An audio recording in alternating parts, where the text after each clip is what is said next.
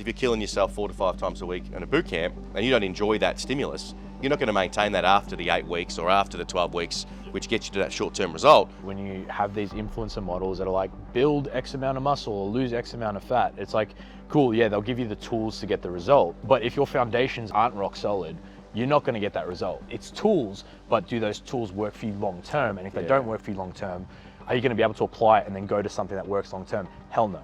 If you're going to achieve a result that you've never achieved before, you're going to have to have someone show you how to do it to a high level. Otherwise, it just won't work. Sure, the science may say that you need to do 15 working sets on biceps, but I've built 20-inch arms by doing 4 or 5 or 6 working sets once a week on bicep. That's the comment we get all the time. I'm eating more food than I've ever eaten before, and I'm not hungry. You're not paying for app access and an algorithm generated cookie cutter plan. What you're paying for is our experience to deliver a specific result. It's only too hard because you choose it to be.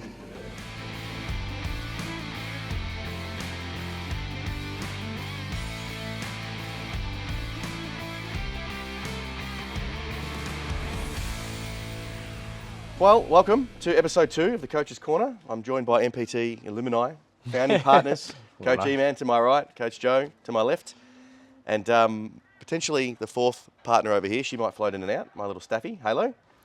I guess today's topic I want to discuss specifically is the difference in the influencer model versus an actual online coach through the context and lens of both of your eyes as well. Yep. So just to reintroduce that, Eman obviously does co-coaching with me. Keeps the clients accountable, deals with the chats, all that kind of stuff, all of the finer details of actually hiring an online coach that will customize a result specific to you. And Joe's the gatekeeper. So Joe deals with the people coming in, their expectations on what an online coach is, the price point, the difference between an influencer model versus an actual online coach with a hands-on approach. So it's going to be really cool to have a conversation with both of you through both of your lenses and experience, because you've both dealt with, well, we could say thousands of clients now by this point. You've coached hundreds coming on, but before that you were a gatekeeper as well. So we all know the common concerns and differentials that come up. So I guess from my perspective, I've been in the fitness industry for a very long time. At 16 years old, I got my first gym membership. That was my birthday present request at the Altham Leisure Centre. It's a leisure centre. This is before, not gyms were in the country. I got corrected on that the other day on social media, which was fun. This is before the major American franchises were in the country. I'm talking Anytime, Snap, Good Life, Fitness First, World's Gym, Powerhouse, Derrimut. None of these gyms were in the country at this point. It was rec centres, leisure centres, and a couple of privately owned gyms. 5-Star Fitness in Thomastown was around. I was training then, right? I went on and got my Cert 3 and 4 in personal training at 19. Been in the fitness industry since then, in gym PT, moved into the online space for the last 5 years. And now we're probably one of the higher regarded transformation companies and coaches in the country because we get fantastic results. And that's our obsession, is to get great results. Correct. So I've seen a big difference in actual online coaches like us that deal with the clients manually, face-to-face. We're not automated. It's all customized. There's 24/7 access, so to speak, etc. Versus, say, some of the more popular influencers in the industry that have an app.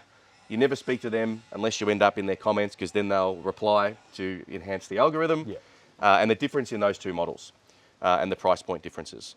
So I might start with you, Joe. What's your take on that? You deal with a lot of people coming in expecting us as a hands-on model to be potentially priced how an influencer is priced. You know, app-only access, you never actually talk with the guy, you get, a check-in call from some noob. If you're lucky, probably an email correspondence. There's no chat, there's no support, there's no accountability, there's no customization that's not built through automation. What's your context on the two, and how do you kind of articulate it in a way where people understand?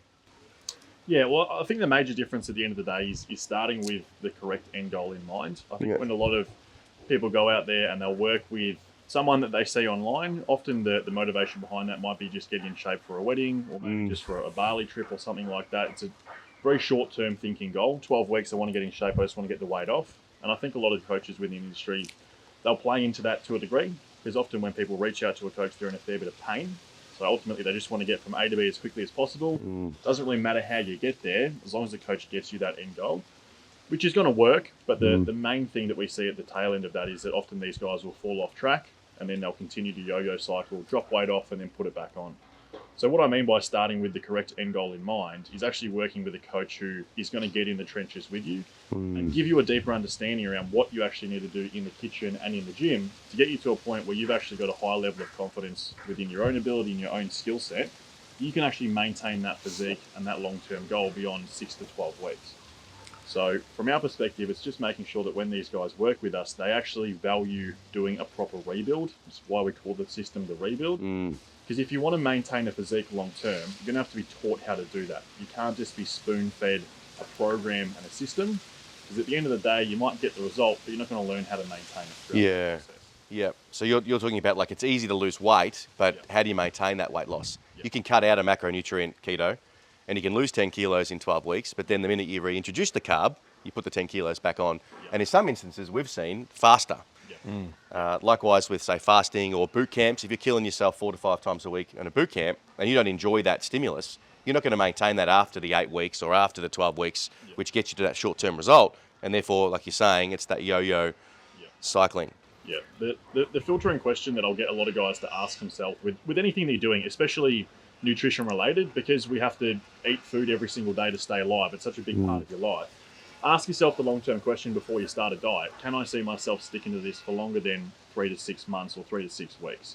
And if the immediate answer to that question is probably not, well, then your things like your keto, your intermittent fasting, your paleo, your Atkins diet, Man shake, all these things, you can put them under the category as a weight loss method. That's going to help me get weight off. I can get from point A to point B, but can I see myself living within the confines of that diet for longer than 3 to 6 months? And if the immediate answer to that question is, well, probably not, well, then you've got to look for something that's inherently got a better foundation of sustainability within it. Otherwise, it's just not going to last. Well, it's pointless, isn't it? Because you lose the weight, then you put it back on when you go back to kind of your normal lifestyle. Yeah. And we've used the term, upgrade your lifestyle. There is an element of, hey, if you want to walk around at 10% body fat and look good, feel good, age well, age gracefully, be a good role model, there is an element of you do have to lift your standards with your lifestyle. You've got to be in the gym, 3 to 4 times a week at least to maintain it. We recommend 4 to 5 to get the result. 3 to 4 to maintain it, and you've got to, as you said, you've got to eat within confines of, healthy eating, looking after your protein, micronutrient-rich foods that are actually going to make you feel energized, healthy, etc. So it's that fine line, isn't it, with expectations? Yeah, but at the end of the day, the flow-on effect of that is a lifestyle that you can live where you are fit, you are healthy, you've got good energy levels throughout the day, your natural testosterone is where you want it to Correct. be. But you've got to get to that point in time. We've described it as like a snowball effect. I think Eman described it as the last time we did a podcast like this. Once you build your momentum up and you build up your metabolism, you build up your testosterone, it's a hell of a lot easier to maintain. Yes. Over time, and you can turn it into a lifestyle at that point. Correct. And the difference is too, which we deal with a lot, in the delivery side of things, once Joe's shown them that, but then the old mindset still kicks in. For sure. Is that what you do to get the result is not what you have to do to necessarily maintain it. Absolutely. Like once you get the result, great, we're at 10% now, we've got your calories back up. Now you can introduce a bit of 90-10, 80-20 lifestyle, where you can go have 6 drinks at the cast, like we're probably going to do tonight, and it's not going to cost you in 2 kilo gain that week. Because you've been rebuilt, your metabolism's there, your muscle mass is there, and your foundations are in place. In check, yeah. Yep. So leading into let's continue on topic with that, because we can go off 100 fucking different Tangents, ways. Yeah. What's been the difference with you? Because Joe can say it, I can say it on the game plan onboarding call, but then as the weeks go by, as you know, people get back into their old thinking and they start to say, oh, well, I've seen old mate down the road with his banana phone spin kick, say, oh, you can just be in a calorie deficit and everything's going to be good. Yeah. How do you then re-educate these guys when they get the stinking thinking happening? Well, I guess that's the best part of what we do, right? And the fact that we're not an automated system with some noob coach that's just trained to say, stick to the plan. Because we're constantly adapting week to week on these check-ins. Hey, something's not working for you? Sweet. What can we do to make it work for you? Let's change it, yeah. Right? Within a certain line, right, that we've got a tightrope we have to walk. We obviously try to get our clients on the best scale that we can of good, better, best. We'll always recommend most optimal, but if most optimal doesn't work for you, what's the next kind of thing down that we can make sure we integrate into your life that's going to be long-term, that you're happy to do, and that, is basically going to work for you. So give us an example just quickly on that good, better and best. Yeah, so if for a sure. client's traveling and they don't have a kitchen, for example. Yeah, great. What would be your recommendation in that instance? So especially with traveling guys, the best thing is, all right, cool. What are your calories for the day? What are your macros? And then getting a plan that's as easy and as simple as possible to follow. Usually, honestly, buying your food out. Buying it out. Yeah, if your hotel has a mini fridge and you don't have a kitchenette, sweet, we can get you the bare essentials that you need to have in your fridge for, let's say, breakfast. Yep. Lunch and dinner will be out, and then a few snacks along the day that either don't need to be refrigerated or that are just easily you can take with you, right? Most airports, it's funny, you can actually find alternatives, healthy alternatives at most major chains. Your Nando's or Porto, Macca's, even surprisingly, there's some really good options you can have. You just got to know what to look for. Even the service stations have them. Absolutely, Look at the My Muscle Chef and the high protein shakes and stuff. Yeah, definitely. They've been a godsend coming through, and obviously just little snacks and bits and bobs too, just to make sure that you're getting the right nutrients in. Yep. So that's the biggest thing, is not defaulting to your old habits and throwing your hands in the air and saying it's too hard. Yeah. It's only too hard because you choose it to be. Correct. Right, and that's kind of. This is the funny thing, is like lifestyle has evolved to a point now where we have too much variety, too many options, too much misinformation. Yeah. Right. So it's hard when you're on your own and you don't spend your life dedicated to this to know what to do and the best way to do it. And that's why what we do works so well, because we're there to guide you through it, and then you learn through life experience of being together and working through that. Yeah. I like to give the example, like just to backtrack a bit, the influencer model versus what we do. I had 12 coaches before you, right? And there's a reason why I couldn't stick to my result, because all of them were plug into my system, do this, get the result. Sometimes I would, sometimes I wouldn't, just depending what was going on in my life. But I'd no one there to actually go, right, based on X stimulus, we got Y result. What do we need to change to improve that result and get to the long term? Well, it's a rigid approach because it's automated. Right. Yeah. That's exactly. Like you're saying, like you're on the phone with these guys every week, checking in and adapting our plan to what's happening in their life in real time. Yeah. Some of the automated stuff is you get your calories, you get your training plan, see you in 12 weeks. Log into the group calls on Facebook where I'll bless you guys with my time for 30 minutes. Yeah. Whereas, these guys obviously have access to us flat out. And look, in some guys' defense too, a lot of times the automated programs are sold like what we do, right? Correct, yeah. It's sold like It's me writing you a meal plan. Correct. Yeah. It's ChatGPT, guys. Yeah, exactly. You pay for what you get. Yeah. The other thing just on that with traveling, I think it's always good to tell the guys to travel with their super green sup, with their protein. Because if you're under eating on protein, as you know, then that creates more appetite, which leads to poorer decisions later on in the day when they can't cook their meals. Absolutely. And I say this a lot to the guys as well. If you do overeat on a macronutrient, protein's always the best one to do it on, right? Yep. It's very hard to overeat on protein and not do good to the body, but also to obviously harder to metabolize, which means it's not going to store as fat. And also to satiation is the biggest key. So higher thermogenic effect, Correct. fat burning effect. Yep. Very cool. So back to that, that's the good, better and best model. Do you ever have anyone kind of listening to other influencers and challenging us on our system? Because I know we do. all the time, man, all the time. There's a lot of scientific evidence that's out there, which serves a purpose to a degree for the average Joe who's just looking to get to that next level, but they're already kind of generally eating 3 meals a day, mostly veg, mostly just doing the essential right thing and guessing their way through life, really, right? The reason why what we do works so well is because it's so tailored, and we take the guesswork out of it. Correct. Right? So when guys come to me like, oh, I saw old mate say something that's counterintuitive, why does your method work? Why does confused as to why we prescribe something completely different. A lot of it is anecdotal for one, but also too, life experience.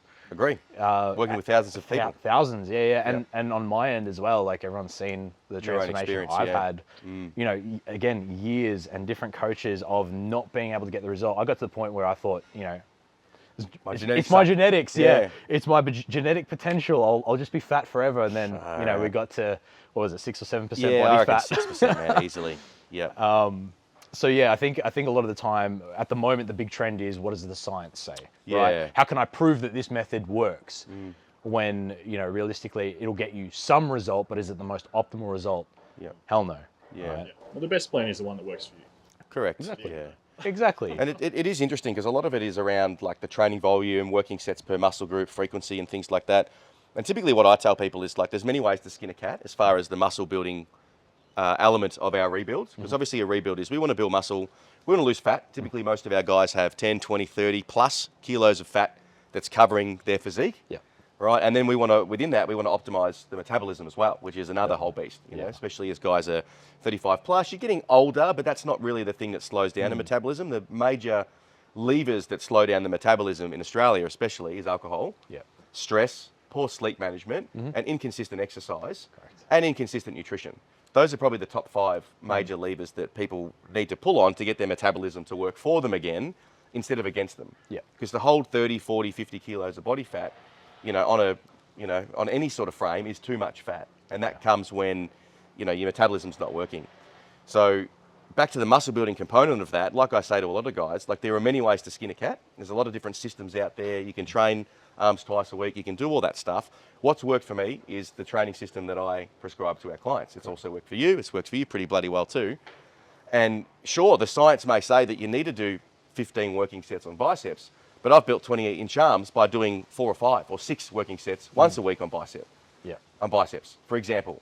And we have a lot of clients that, believe it or not, despite what everybody says, are losing 10, 15, 20 kilos of fat and putting on 2, 3, 4, sometimes 5 kilos of muscle in that same time span. Yeah. So does it matter what some of these other coaches are saying on YouTube about the latest clinical study about how to build muscle? Oh, hypertrophy is not about going to failure. It's about volume, it's about frequency, it's about leaving 3 reps in reserve. When I've got 40 or 50 guys that are doing 4 to 6, 7, 8, maybe 9 working sets per muscle group, they're leaving no reps in reserve. They're going to failure within their perception of what failure is, and that's another topic for another day. And they're building muscle while in a calorie deficit and losing fat.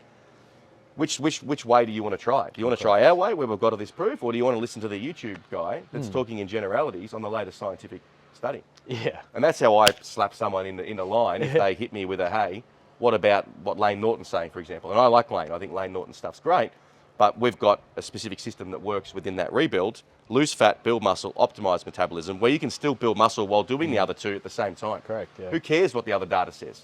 Yeah. I'd love to put some of our clients with my method into some of these trials to see who builds more muscle. The guys doing the latest science stuff, 20 fucking working sets per muscle group, or my guys that are doing 5, 6, 7, 8. Yeah. And eating protein, doing the kiwi fruit, doing all the non-negotiables and looking after themselves. I think it's also relative, right? Like, just to touch on it really briefly, training age is a big thing, Correct. right? And a lot of guys who come to us either haven't trained for a while, or they just have never really pushed themselves to that level of intensity that you want. And generally, when you don't know your own body enough to actually, to actually push in the gym and know when you've got reps in reserve, it's so hard to know that you've actually only got 2 or 3 left. The last thing you need to be told by an influencer is leave 3 reps in the tank. Correct. You're probably, perceptionally, it's probably about 6 reps. Exactly. Which is nowhere near the stimulus to actually build muscle, especially as a natural, right? Which Especially is as a natural. so much easier to just go, I literally can't lift this thing, I'm done. Correct. I have nothing left. Yeah, because it's the same baseline for everyone, correct. isn't it? Yeah. On top of that too, though, as naturals, obviously our recovery capacity is a little bit, less developed than people who are on a whole bunch of basic stuff. Basic stuff, yeah. But on top of that too, that's why training once a week, so as hard as we do, allows us to give us a whole week to recover, so the next time we can go again fresh and just hit it as hard as possible. Which works very well when you're in a calorie deficit, which is obviously one of the things that you need to do to pull on number one, which is burn fat, which is the main reason that people come to us for a rebuild. Yeah. So yeah, it's all contextual, isn't it? It's relative, yeah. Yeah, and let's circle back to our topic of the difference between your influencer model and an actual online coach that delivers a specific result. That is what you pay for. It's the context. It's the context specific to you and how much muscle mass you've got, your age, your lifestyle factors, your level of stress, your sleep, how many kids you've got, your responsibilities. Correct. It's specified to you. Whereas, as much as technology is fantastic, it really can't do that. Absolutely. What you're paying for is our experience to deliver a specific result. You're not paying for app access and an algorithm generated cookie cutter plan with 1,000 different options, none in which you're probably going to stick to anyway. Yeah. And on that topic, that's the reason we don't give too many options, because if we give people 3 options for lunch, they take the 4th, which is KFC on the way home from fucking work. It's like you give someone an inch, they take the window. Yeah, Whereas for if you sure. stick to somebody that needs that accountability, you give them a rigid plan to follow, then we can adapt. And like we do, we add in treats, we add in snacks, we give them options as they've proven themselves to themselves and to us as the coaching group that they can stick to a freaking plan and get rid of the old habits that ended them up in that position where they can't see the old fella. They're 15, 20, 30 kilos overweight. The missus is no longer attracted to them and their testosterone levels are underneath his couch. Plummet, And they wonder why they're depressed and anxious. It's so funny. I've been telling guys lately as well, the body's actually designed to be a bit of a machine. Correct. If you give the same stimulus every single day, whether it be, sleep pattern, whether it be training, whether it be nutrition, it's going to function like a well-oiled machine, and you're going to get better and better and better. The more alterations and variety you put into that, there's actually studies to show satiety goes down. So if you're having a different meal every day, even if calories are equated and macros are equated, you're going to be even hungrier, right? The flip side of that is you're used to processing the same food every day. You get better at processing it, you burn more fat, you build more muscle, you use it in fuel utilization, right? It just goes in a better direction. We can increase calories faster when there's rigidity to it. So especially in that starting phase, snowball effect, while we're building that momentum, stay as rigid as possible. Later on, when you're a full-blown avalanche and a few rocks in the road do nothing to your momentum, mate, absolutely. Let's equate calories and macros, because you're on 3,000 calories a day. You're not going to get hungry from having a slight adjustment. So agree. And that's where I tell a lot of our new clients on their onboarding call, we're kind of a combination. We're not if it fits your macros, and we're not purely natural foods. We're kind of in between. We've got a set of non-negotiable items that we eat: steak, kiwi fruit, a super green sup, salt drink, juices, full fat dairy and carrot, to get the baseline of vitamins and minerals. And then what we do is we kind of fit the rest in an if it fits your macros approach, right? We offer them breads if they want it. We offer them pastas if they want it. Potato chips. We do desserts chocolate, for some guys, chocolate, ice cream, savoury snacks. But it's a very small portion of the total calories. Where my beef with if it fits your macros is that most people will start their, let's call it 1,800 calories, and 1,200 of those will be built with bullshit. And then they've only got 600 calories of actually good foods that's going to get their body processing things faster. Whereas we're the other way around. We're probably 90% good foods. Correct. And then we give them 10% leeway at the end. And if anyone's actually counting calories, you'll know that, 1,200 calories of KFC or Macca's, whatever it is not a lot of food.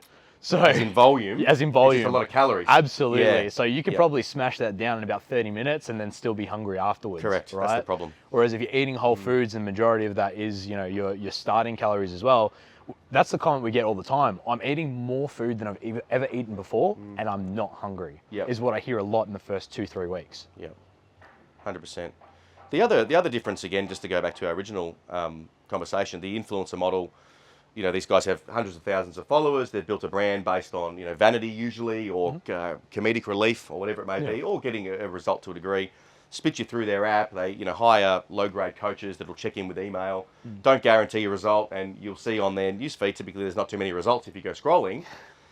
You don't build a personal relationship with these guys and or their coaching team. I feel like a big part of what we do as the rebuild is, from Joe on in. I mean, for starters, they come into my inbox, we have a conversation, make sure they're a good fit, book them into a call with Joe. Joe has a 30 to 60 minute conversation with the bloke, getting to know him to figure out exactly what pieces of the puzzle we need to move to get him to get the result, genuinely find out if he's a good fit for our rebuild program. If he is, we'll enroll him. Then he comes through, goes through an induction model, gets on the phone with me. I do a 30 to 60 minute phone call, get to know the person, and then we book him in with you each week. And then in the meantime, the three of us manage the chats and the questions, etc. And there's something that I think is especially in this day and age, not appreciated, is that relationship with a real person who's walked your path, who has your result, and who, in my instance, has had that result for 22 years. Like the level of knowledge that we have on this specific result, men, maintaining 10% body fat, optimizing T levels and doing it naturally, is so underrated, in my opinion, versus just getting a program and a meal plan and off you go. Like, that's really what you're paying for. It's that relationship with somebody that knows what to do, that can help you with the mindset side of things, as well as actually the structure. Because training and nutrition is part of it. Absolutely. But it's the mental side that's the big part, isn't it? Yeah, Getting these guys to realize how to follow it, why adherence is so important, and when things happen, how to mentally shift your identity into somebody that behaves this way, which is how we behave, versus somebody who behaves the old way, which is why they're 30, 40 kilos overweight in the first place. On the similar topic of the conversation, though, I think it's interesting because obviously whoever's listening to this, you might be an existing client, or maybe you've never heard of us before, you've just started following mine. I mean, we're talking about from a lens out, but when you have the lens looking in from clients who are already in the system, that's the feedback that we are getting from them. Yeah. Oh, I actually sat down on a Zoom call with someone and I'm actually having a real conversation with a real person, which is often me, versus just messaging an inbox and then I get something emailed to me and that's my meal plan and then I'm going and then I might, email back and forth between someone. Even just that initial meal plan call, initial application call that I have with them, usually that's more detailed than they're getting from just about any other program that they're paying. Correct. And then you come through the system and you see how much care and detail we're taking within the system. That's the feedback we're getting from our clients. That's not just us pumping ourselves up. Correct. Because when they do come on board into the system and you've got access to 3 different people who you've gotten to know throughout that process, you realise just how important it is to build real relationships with people, especially when they're going through a phase of their life that typically these guys have never gone through to the high level that we're taking them. You have to be walked through that process hand in hand. We call it almost getting in the trenches with them. Well, that's the way that I describe it with my guys. If you're going to achieve a result that you've never achieved before, you're going to have someone show you how to do it to a high level. Otherwise, it just won't work. And why it doesn't work. Well, on top of that too, is the fact that it's usually taking guys 10, 20, 30 years to get to the point where they've gotten to rewire that programming on your own, right? That's difficult. I mean, I've got a background in sport and exercise science and, been training with coaches and had about 12 years of training under my belt before I joined up with you. And even I couldn't, do that on my own. Leverage yourself. Correct. Or manipulate yourself to do the things you needed to do. Absolutely. Yep. It's so difficult when you have a background and you've, grown up in a certain set of circumstances or even your group around you, right? Your association, correct. Sure, man. To rewire the brain's tough, man. So if you don't have someone there guiding you, holding your hand, and like you said, being there to adapt with you on the fly as something goes wrong. Yep. In real time. How are you going to do it? Well, you're not. Correct. That's why we have an obesity epidemic, so to speak. Yeah. Especially, once 35 comes around, if you don't have your shit in order, everything becomes a little harder. And like you said, you've got 20 odd years of programming, 15 to 35. That's gotten you there. It doesn't unprogram by just logging into some online influencer's app. Definitely not. And the other thing too is like having full trust in that process and the coaching group behind it. It goes hand in hand, doesn't it? Like you've got to trust that process and look at all the results and look at the people that are specifically, from your cut of cloth. We get a lot of guys in FIFO now, a lot of business owners that have done fantastically well. We've got policemen, friggin' accountants, school teachers. You can start listing some off. Factory workers. We've got a lot of business owners. We have no niche, basically. Yeah. Well, we don't. We've got them all at this point. Yeah. And like amazing success stories with all of these guys, so we can relate. This is what we did with Matt, and Matt's exactly like you. Yeah. And I think the irony around what it is that we do as well is we work with a lot of guys who have come from trying 3, 4, 5 different things as well. Correct. I think when you get to the age of 30 or 35 and beyond, if you've already been overweight or you've struggled with your weight for 5 or 10 years, there's a pretty high likelihood that you've tried a number of different things. Yep. Which is why a lot of guys will, sort of get piqued interest by Mike's advertising. They'll listen to it and go, wow, that was really weird. You just described what the last 10 years of my experience was after I'd tried keto and manshake and intermittent fasting and boot camps and walking the dog. And they're like, okay, well, that was me. So when these guys come in, the contrast between the system is a hell of a lot different from what it is that they've done. Yep. Why it works for them. But at the end of the day, a lot of these guys, they have to go through that process of getting dragged through the shit to realise that you've actually got to do it properly. Yep. Otherwise, you don't have that mental switch. Well, it's foundational, right? Like it's cart before the horse a little bit when you have these influencer models that are like build X amount of muscle or lose X amount of fat. It's like, cool, yeah, they'll give you the tools to get the result if you can follow it and if you do it in the right way. But if your foundations are aren't rock solid, you're not going to get that result, and you're certainly not going to maintain it. It's like you said earlier, it's tools, but do those tools work for you long term? And if they don't work for you long term, are you going to be able to apply it and then go to something that works long term? Hell no. That's why we call it the rebuild, because it's like, let's work on the foundations, because that's what's going to get you the result, honestly. Rewiring that foundational, kind of structure for people and rebuilding that is what gets you to 10%. And then from there, it's so easy. It's so to simple. maintain it, yeah. It's the implementation of it into somebody's specific lifestyle. Yeah. Everybody's so different, aren't they? What time they wake up, what time they can eat at work, what time they're going to train, how many kids they've got, responsibility in a business, job, Correct. Yeah. as a father. It's the implementation of that system. That's where the money is, for sure. And like you said, man, like unfortunately, a lot of people are going through the mud to figure out that all this other stuff, shiny bells and whistles, is more a money grab than it is actually helping people win. It's one of the reasons why we're doing this podcast on a fucking, what is it, Saturday night? Friday? Friday? It's Friday. Are we Saturday? No, it's Friday. It's Friday. yeah. It's Friday, yeah. That's why we're sitting here on a Friday, aren't we? Yeah. You know, is to actually show people. That's what happens when you actually work with your clients one-on-one. You forget what day it is because you're working so much. What's a public holiday? It's a public holiday today, is it? No, I was just saying, what right. is one? Yeah.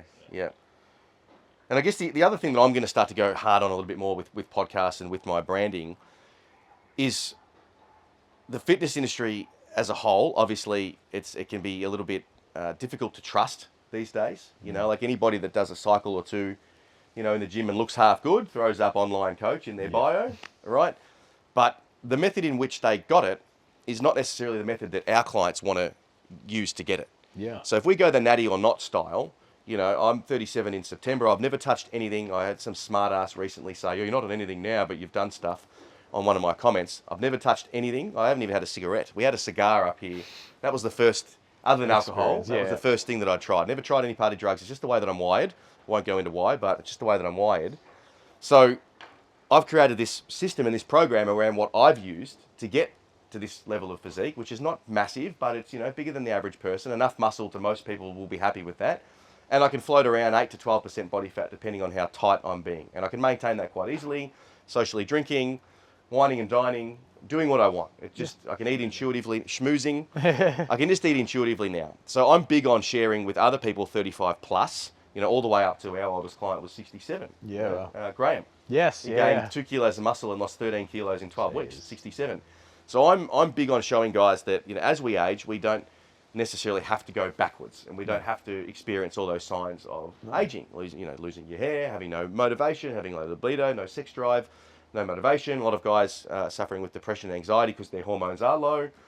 So I'm very big on, like, great, it's good that these online coaches look good, but the method in which they use to get good, is that the method that you want to do? There are a lot of, you know, our competition that are on TRT at 33, or they're on other things. They're on, you know, you can tell by looking at them that they're on, you know, both recreational and sports performance enhancing drugs. Is their advice really the advice that you want to take? Is the method that they use to build their physique on the stuff, is that what you actually want to incorporate as a father, or as a business owner, or as a bloke that just wants to get to my level, or maybe a little bit less than my level? So I'm going to start to go a little bit harder on that, because that's very relevant as well, in my opinion. I think because it is so oversaturated as well. A lot of guys who are in their mid-30s or 40s, however it may be, they think that that's the only way to do it, because that's the way that everyone is seeing them do about it, doing it within the fitness industry. And it's almost become a thing where it's like, it's okay to take gear as long as you're honest about it. And if you're honest about it, you're a bit of a hero, because at least you're not hiding it. Oh, he's transparent. Yeah, I hate that. Yeah. Yeah. But for you're right, a lot of the guys we work with, I'd be willing to say it's probably over 70% of the guys within the system are dads and their kids. And it's not about being the 25-year-old bloke down at the beach who's got the amazing physique anymore. They want to be fit, they want to be healthy, they want to be able to look down and see their shit when we're having a shower or shave in the mirror.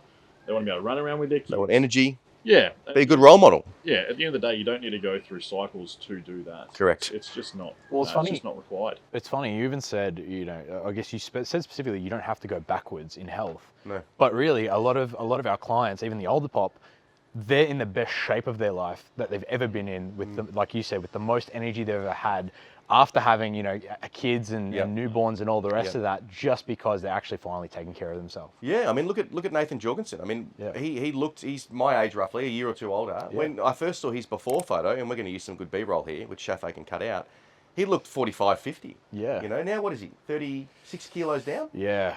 And actually looks his age now. You know, he looks phenomenal. Insert B-roll. Yeah. Crazy. So not only is this guy going back to the three main points of a rebuild and what our rebuild is, he's lost the fat, 37 kilos of it. He's built muscle, or in his instance, probably maintained it because he had a fair bit underneath there. And he's optimized his metabolism. He's also rewound what looks like 15 years on the clock. Yeah. Which is a big claim, but you look at the photos and the difference, insert B-roll, and you can't even argue with it. The guy looks like he's turned back time. And we have countless of those examples. Definitely. Yeah, Ryan is often the one that I'll use, Ryan Thomas, or Thompson. Thomas? Ryan Thomas, yeah. Sub 10% body fat, 42 years old, best shape he's ever been in. Yep. And he was eating ice cream at that point in time, wasn't he? Yep, almost every single day. Muesli bars, toast.